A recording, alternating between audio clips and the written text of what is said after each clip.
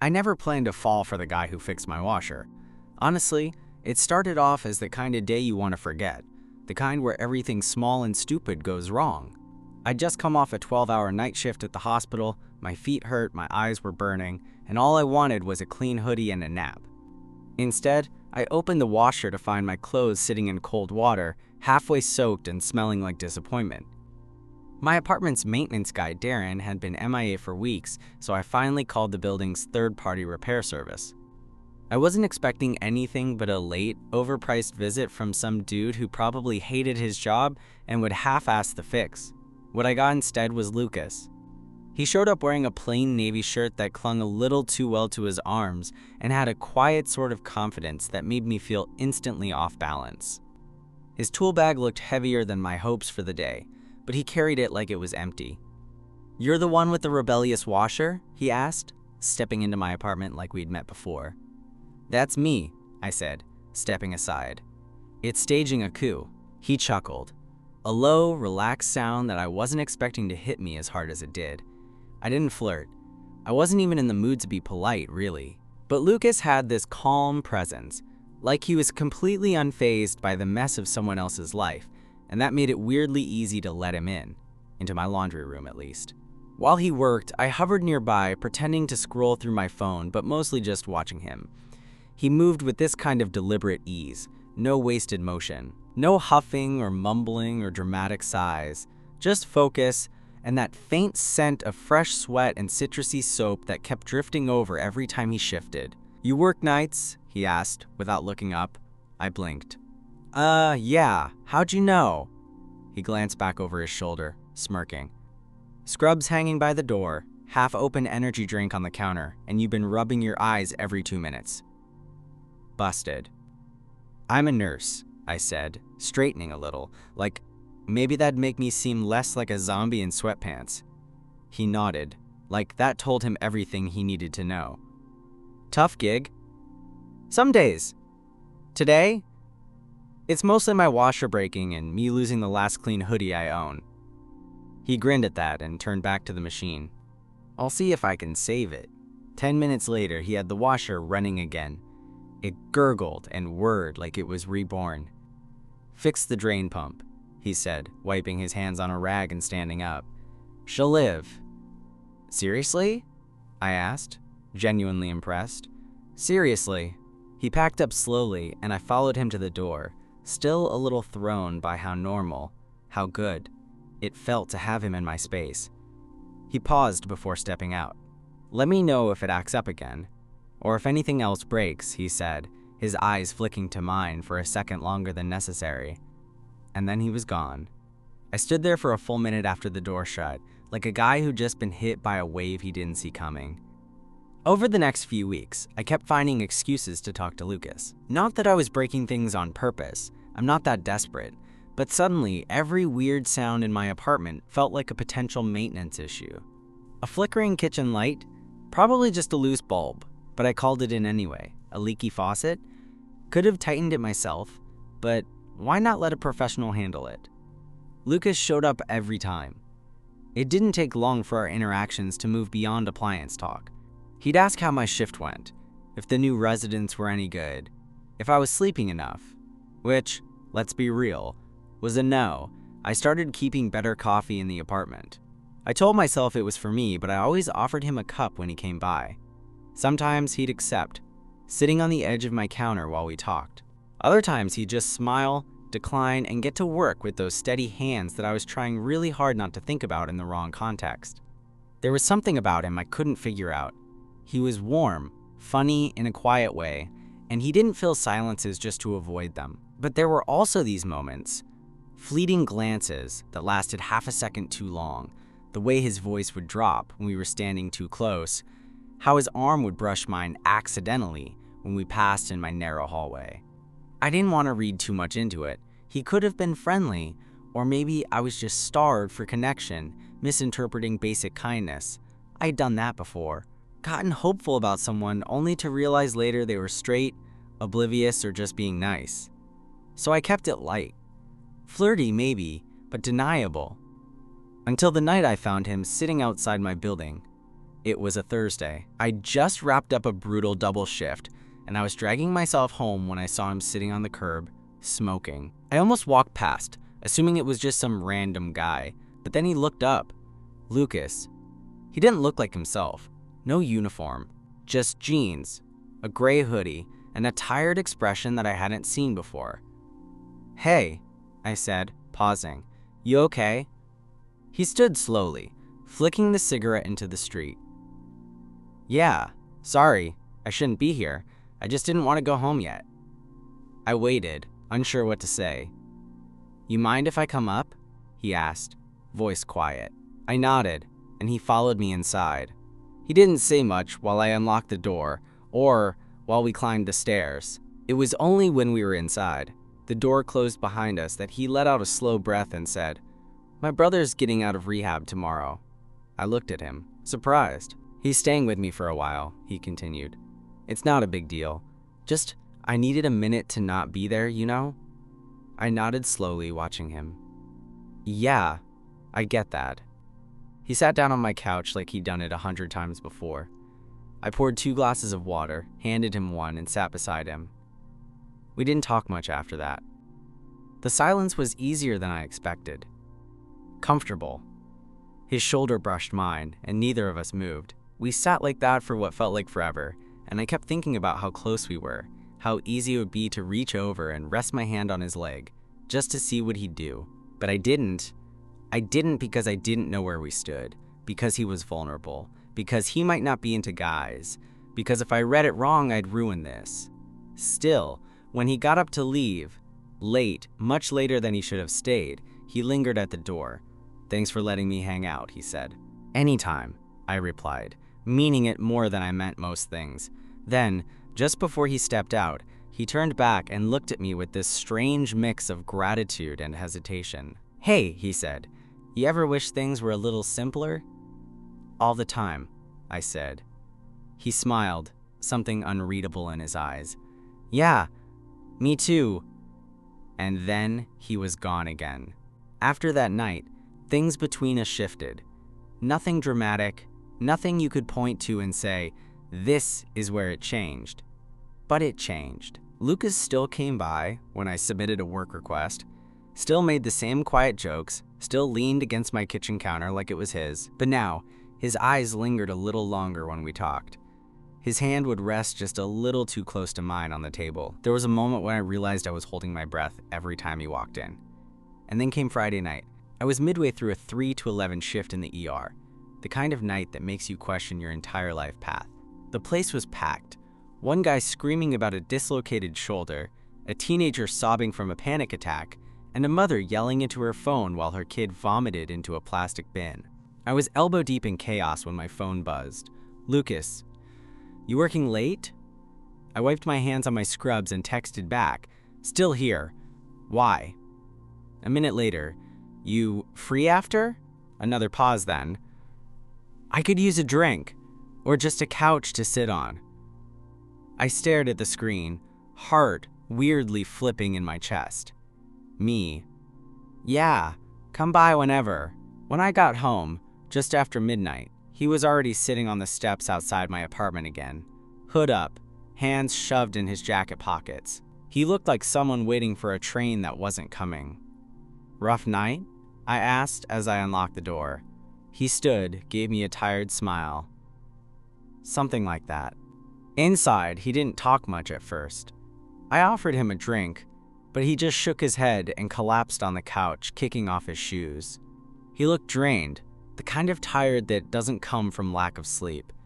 I sat across from him, watching him with quiet curiosity. He eventually looked up and met my gaze. "Do you think I'm confusing?" he asked. The question hit me like a slow punch to the gut. "Confusing?" I echoed. "How do you mean?" He scratched at the back of his neck, looking uncomfortable. "Just the way I am. Around you. I know it's probably weird." I sat forward slightly, my heart racing. "Lucas, are you asking if I think you're gay?" He looked surprised but didn't flinch. "Not exactly. I don't know what I am.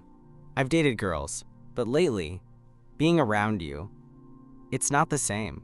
It's like my brain's trying to explain something that my body already knows. He paused, his eyes searching mine. And I don't know if that's fair to say out loud, I swallowed hard. You can say whatever you need to say. You're allowed to be confused. Or not. I just want to know you're okay. He nodded, a small, grateful smile tugging at his lips. That's the thing. When I'm here, I feel okay, like I can breathe. I didn't respond right away. I didn't trust myself to say the right thing. My mind was spinning in a dozen directions, trying to decipher the look on his face, the weight behind his words. Then he stood up. I should go, he said softly. But he didn't move. I stood too, not sure what the hell I was doing. The space between us was suddenly electric, pulsing with all the things we weren't saying. Lucas, I started. He reached out and rested his hand lightly on my chest, over my heart. His eyes searched mine. Can I ask you something? He whispered. I nodded. What happens if I kiss you? For a second, I forgot how to breathe. Then you kiss me, I said quietly. We stood there, waiting. Both of us unsure who would move first, but the silence didn't stretch too long before he leaned in. Slowly, carefully, like he was giving me every chance to pull away. I didn't. His lips touched mine like he wasn't sure if he had permission. It was soft at first, hesitant, the kind of kiss that barely counts as a kiss, more a question than a statement. But then I leaned into it, my hand brushing his jaw, and I felt the moment shift. He responded instantly, almost like he'd been holding back a current that finally broke loose. One hand gripped my waist, the other slid behind my neck, pulling me in with a quiet desperation that made my knees weak. It wasn't perfect. We bumped noses, and our teeth clinked awkwardly once. But I didn't care. Because his mouth was warm, and he tasted like mint and something uniquely him, and I hadn't been kissed like that in a long time. Kissed like I mattered. When we finally pulled apart, we just stood there for a second, breathing the same air. His forehead rested against mine, and the only sound in the apartment was the hum of my fridge and the ragged breath in both our chests. I've never done that before, he said quietly. I nodded, not trusting my voice. He pulled back, studying my face like he was afraid he'd see regret there. Is this okay? It's more than okay, I said, but you don't have to figure everything out right now. He let out a shaky breath. I don't know what this is, what we are. You don't have to, I said.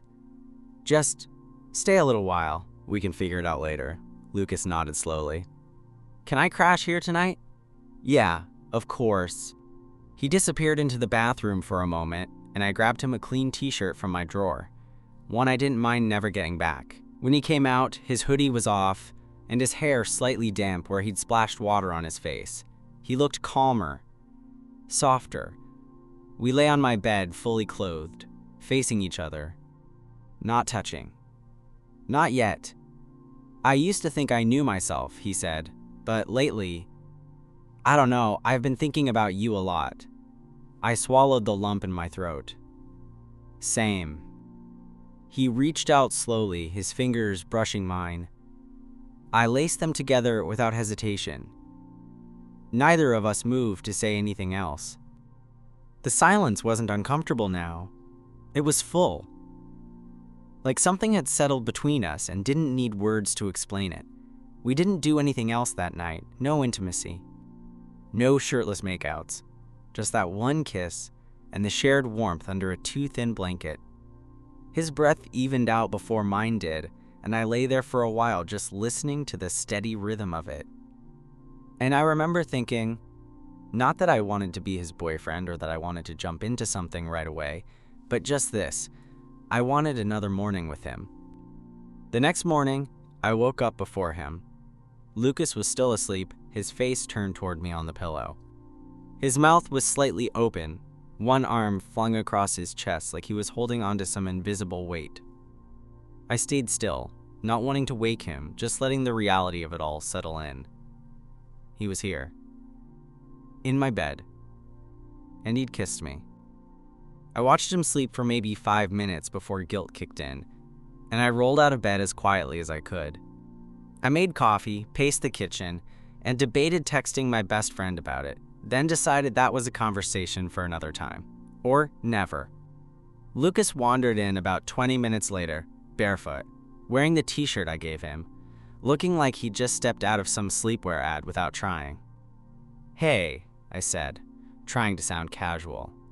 He blinked like he was still half asleep. "Hey." "Coffee's fresh." He nodded, poured himself a cup, and we stood in silence for a few seconds too long. I was about to say something dumb like, "Did you sleep okay?" when he spoke first. "So, what now?" I froze. "What do you mean?" He leaned against the counter, gripping his mug tightly. "I mean, do we pretend it didn't happen? Or do we talk about it? Or, I don't know." I felt my stomach twist. "I don't want to pretend it didn't happen," I said, careful. "But I also don't want to push you into anything you're not ready for." Lucas sighed, running a hand through his hair. "It's not that I don't want it. It's that I don't know how to want it without screwing it up." "That's not something you have to figure out today," I said. "You don't owe me a roadmap." He looked at me then, and something in his face softened. "You're making this too easy." "It doesn't feel easy," I admitted. He chuckled quietly and took another sip of his coffee. "I've never had to think about this stuff before. Attraction, feelings toward another guy. I keep thinking maybe it was just in the moment, just because I was tired or..." "But it wasn't," I said, stepping a little closer. "It wasn't just the moment. You've been dancing around this for weeks. And so have I." His eyes dropped to the floor. "Yeah." We didn't solve anything right then. He had to get home to check on his brother, and I had a laundry list of errands I'd been ignoring for days. But before he left, he paused at the door, his hand on the knob. "I don't know what this is yet," he said. "I don't either," I replied. He hesitated, then leaned forward and kissed me on the cheek. Quick, soft, familiar, but I want to find out. And just like that, he was gone. The rest of that weekend was a blur. I kept replaying that kiss, that line. "I want to find out," and wondering what it actually meant. Was he just experimenting? Was he gonna freak out and ghost me? Was I getting too far ahead of myself? I tried to push the thoughts down, but they refused to go. Then Sunday came, and with it, radio silence. No texts, no calls, no Lucas. By Monday afternoon, I was starting to spiral. I hadn't heard from Lucas since he left my apartment with that kiss on the cheek and that promise of wanting to find out. At first, I told myself he was busy with his brother, but as the hours dragged on, doubt crept in. What if he regretted it? What if that kiss was just a moment of confusion, and now he didn't know how to back out gracefully? What if I'd read everything wrong? I was halfway through my shift, trying to focus on charting vitals and updating medication logs, when I pulled out my phone during a quick break. Still nothing. No messages. No missed calls. That night, I couldn't sleep.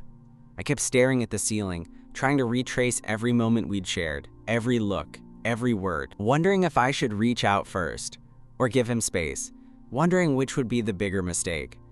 The next morning, I broke. I texted him. Me. "Hey, just checking in. Hope everything's okay." No response. By noon, I was a wreck. So when I came back from work and saw him sitting on the steps outside my apartment again, hood up, elbows on his knees, head down, I felt a mix of relief and something else I couldn't name. Fear, maybe, or hope. I stepped slowly toward him. He looked up at the sound of my footsteps and I saw it. His eyes were red. Not like he'd been sobbing, but like he'd slept about 2 hours over 3 days. "Lucas," I said quietly. He stood, and for a second, neither of us moved. Then he said, "I messed up." I blinked. "What do you mean?"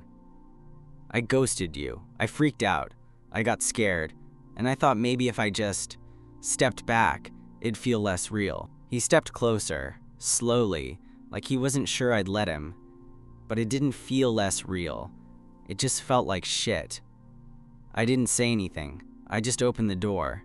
Inside, he hovered near the entryway like he didn't know where he belonged. I dropped my bag, pulled off my shoes, and looked at him. "You didn't need to have it figured out," I said. "You still don't." He rubbed his hands over his face. "Yeah, well, I do know one thing." "What's that?" He stepped forward, finally closing the space between us. "I miss you. I didn't even think I could miss someone I hadn't officially dated, but here we are." I stared at him, my chest tight.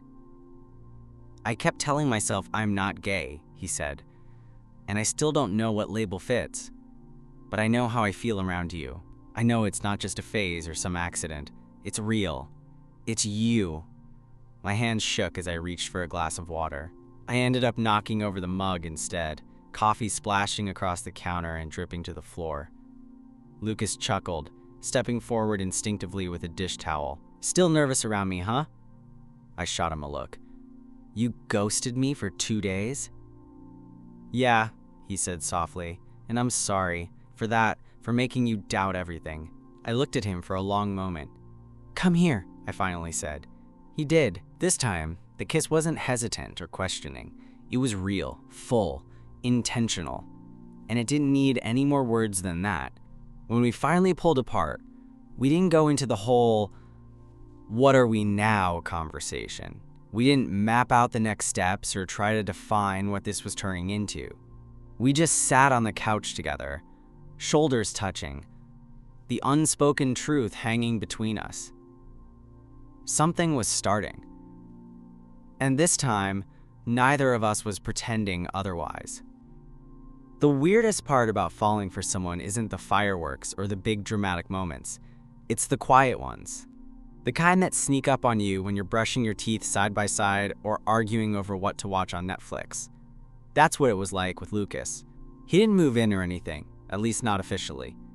But suddenly, there was a second toothbrush on my sink, a hoodie draped over my chair that wasn't mine, and a half-eaten protein bar in my fridge with his bite marks. We didn't announce anything. No grand declarations, no status updates. Just presence, consistency, late-night takeout, occasional kisses. One night I reached over and found his hand already there. It was easy, which, for two guys who had both spent way too long overthinking their lives, was maybe the most surprising part. Lucas wasn't suddenly different. He was still him, practical, sometimes quiet, still figuring himself out, but he didn't shy away from holding my hand when we walked down the street. He'd touch my lower back when we were in a crowd. He called me babe once and then immediately blushed so hard I almost fell over laughing. And I wasn't trying to be his answer anymore. I let him be confused, let him stumble through it. Because some part of me knew, deep down, that this was real, even if we didn't have the words yet. The first time he told his brother, it wasn't a big thing. They were watching TV. Lucas casually said, "I've been seeing someone." Then, after a pause, "It's a guy." His brother shrugged. "Okay, is he nice?" Lucas looked over at me and smiled. "Yeah, he is." We were still learning, still fumbling. There were moments of awkwardness, of hesitation. Once, during a heat wave, we fell asleep on top of the covers, backs sweaty, limbs stuck together, both of us too stubborn to move away. Another time, we argued over laundry, real relationship stuff, and Lucas huffed and left the apartment. But he came back an hour later with my favorite iced coffee and a sheepish look. We didn't say sorry. We just sat on the floor, side by side, sipping in silence until it passed. One night, months later, I was half asleep, curled into his chest, when he whispered it. "I think I'm in love with you." I didn't say anything right away. Just let the words settle in the air like steam off hot tea. Then I whispered back, "I know." He chuckled, soft and relieved. "You always know." "Only about the important stuff," I said. And that was it. That was the moment I knew we were going to be okay. Not because it was perfect, but because we were choosing each other again and again. Even in the quiet, even when it was messy, even when neither of us had all the answers. Love didn't show up in a grand gesture. It showed up in coffee mugs, folded laundry, inside jokes, and soft silences. And maybe, just maybe, in a broken washing machine.